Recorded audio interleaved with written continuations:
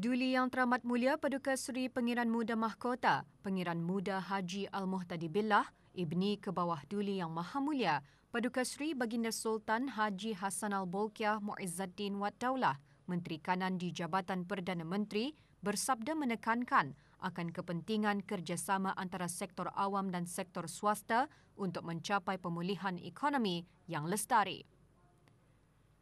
Dalam sabda menerusi rakaman video semasa majlis pembukaan rasmi Anugerah Perniagaan ASEAN Abad 2021, Duli Yang Teramat Mulia menekankan bahawa program-program seperti ASEAN Business Roundtables, ASEAN Business and Investment Summit dan ASEAN Business Awards menunjukkan bahawa banyak manfaat yang diperoleh jika kerajaan dan swasta sama-sama berganding bahu. As we enter into a new phase of economic digital transformation, rapid technological advancement is reshaping our economic environment. Hence, the private sector, particularly the MSMEs, must effectively adapt in today's globalized digital economy by upgrading their capacities, as well as stepping into new markets abroad. ABA merupakan acara tahunan yang berprestij yang memberi penghargaan kepada perniagaan-perniagaan di Asia Tenggara bagi pencapaian mereka di atas kadar pertumbuhan perniagaan yang mampan dan sumbangan yang penting terhadap kemakmuran ekonomi rantau ini. Perkongsian Fajar Capital bersama Bank Islam Brunei Darussalam BIBD merupakan komitmen kukuh untuk menyokong pertumbuhan jangka masa panjang dan transformasi BIBD daripada bank yang kukuh dan stabil dari segi kewangan kepada institusi perkhidmatan kewangan utama di negara Brunei Darussalam. Semasa pelaburan Fajar Capital, BIBD telah melalui transformasi strategik yang membawa kepada pertumbuhan yang menguntungkan dan menjadikan BIBD sebagai institusi perkhidmatan kewangan Islam bertaraf dunia. Negara Brunei Darussalam telah membuat keputusan penting tentang mempelbagaikan ekonominya daripada sektor minyak dan gas serta mempunyai reputasi yang kukuh untuk standard halalnya yang tinggi. Puan Yang Terutama Tiffany Ann McDonald, Pesuruhjaya Tinggi Australia ke negara ini, menyatakan perkara tersebut semasa webinar Brunei Market Insights. Dianjurkan secara maya oleh Suruhanjaya Tinggi Australia di negara Brunei Darussalam dan Australia, webinar bertujuan mempromosi peluang-peluang pelaburan dan perniagaan di negara ini kepada perniagaan dan pengeksport Australia. Australia kekal sebagai salah sebuah rakan dagangan utama negara Brunei Darussalam dengan menyumbang 6.5% daripada jumlah perdagangan negara pada tahun 2020.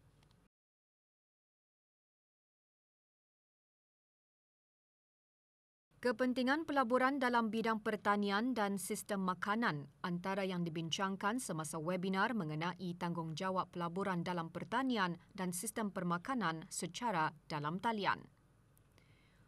Webinar merupakan anjuran bersama Perhimpunan Agung Antara Parlimen ASEAN AIPA, Pertubuhan Makanan dan Pertanian FAO dan Institut Antarabangsa bagi Pembangunan Mampan IISD.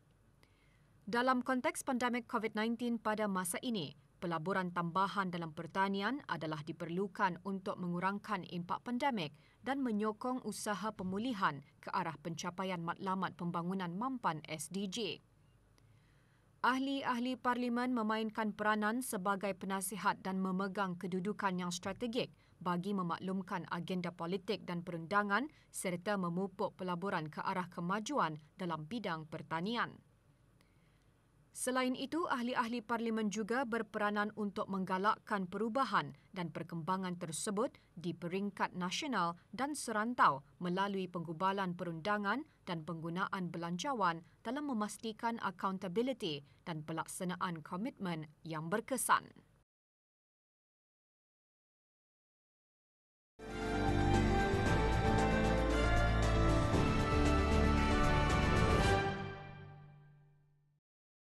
Persidangan Persaingan ASEAN ke-9 secara maya yang bertemakan melindungi persaingan respons pasca pandemik bagi pihak berkuasa persaingan ASEAN antara lain membincangkan implikasi-implikasi pandemik COVID-19 terhadap pasaran-pasaran ASEAN dan pentingnya peranan persaingan dalam pemulihan ekonomi serantau.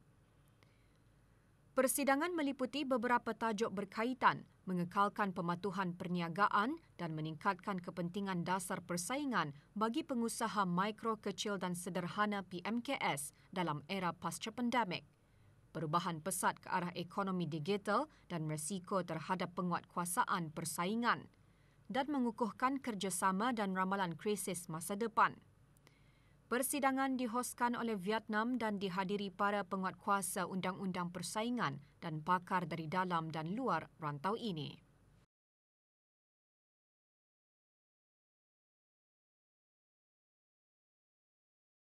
Jabatan Perancang Bandar dan Desa Kementerian Pembangunan melancarkan perkhidmatan pembayaran secara dalam talian bagi beberapa perkhidmatan yang ditawarkan kepada orang ramai. Pelancarannya merupakan antara aktiviti sambutan Hari Perancangan Bandar Sedunia pada tahun ini dengan tema Optimizing ICT for Planning in a New Paradigm. Perkhidmatan dengan platform One Common Billing System OCBS ini diperkenalkan bagi memudahkan syarikat-syarikat guaman, juruukur tanah berlesen dan orang ramai untuk membuat pembayaran tanpa berurusan ke kaunter jabatan. Projek usaha sama Jabatan Perbendaharaan Kementerian Kewangan dan Ekonomi dilaksanakan dengan kolaborasi Bank BIBD dan Baiduri melalui kaedah alternatif BIBD Next Gen Wallet dan Baiduri Mobile App.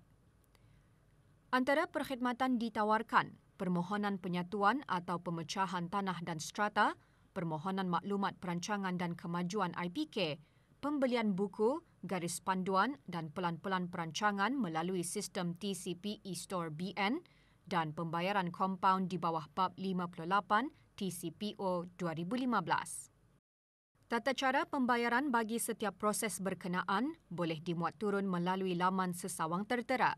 Sebarang aduan dan khidmat nasihat perancangan, hubungi hotline Jabatan Perancang Bandar dan Desa di 8200-222 atau email di tcp.aduan@tcp.gov.bn.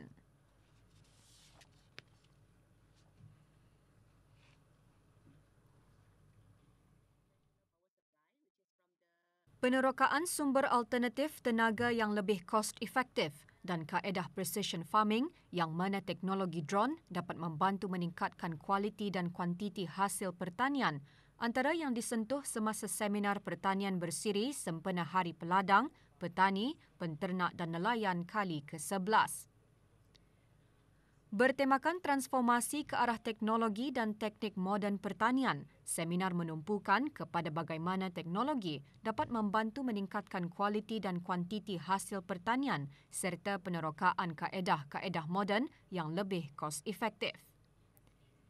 Smart farming dengan penggunaan IoT dalam sistem penanaman juga dikongsikan.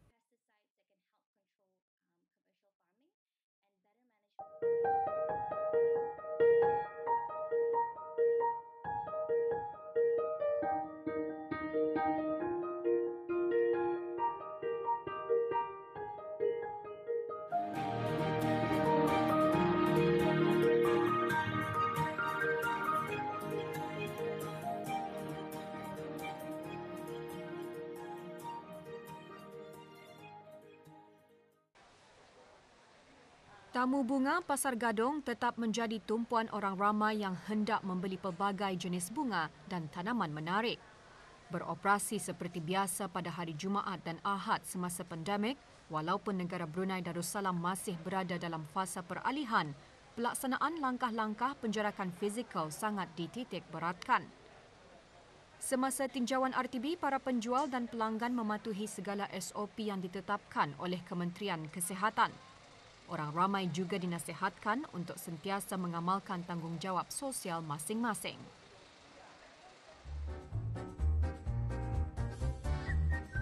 Mencari perkhidmatan gubahan kreatif atau dekorasi bagi menyerikan lagi majlis seperti sambutan hari jadi.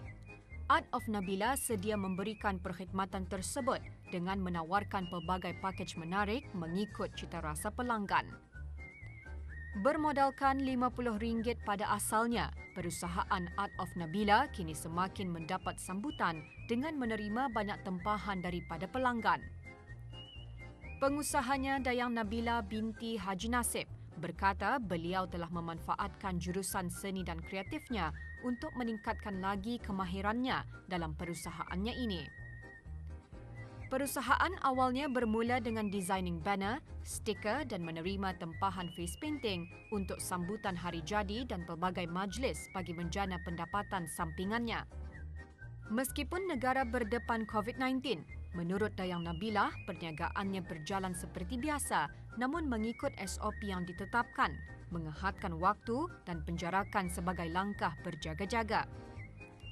Dia masih menerima tempahan gubahan banner, belon dan menyewakan peralatan dekorasi. Alhamdulillah, tidak dinafikan semua terjejas, tetapi tetap bersyukur kerana sambutan menggalakkan setelah dibenarkan mengadakan majlis keramaian mengikut SOP yang telah ditetapkan. Seperti perniagaan lain, Art of Nabila juga berdepan pelbagai cabaran, lebih-lebih lagi semasa pandemik COVID-19. Namun akan terus berusaha di masa akan datang. Bagi yang ingin mendapatkan perkhidmatannya, boleh mengunjungi Instagramnya @artofnabila. InsyaAllah di masa akan datang, saya haruslah bersiap sedia untuk menghadapi segala cabaran, mempelbagaikan dan memperkembangkan lagi usaha dalam bidang dekorasi untuk menyerikan lagi majlis sambutan hari jadi. InsyaAllah. Untuk di luar sana, janganlah takut untuk mencuba sesuatu yang lain daripada yang lain ataupun mengharapkan sesuatu tanpa usaha. InsyaAllah dengan usaha tidak ada yang mustahil.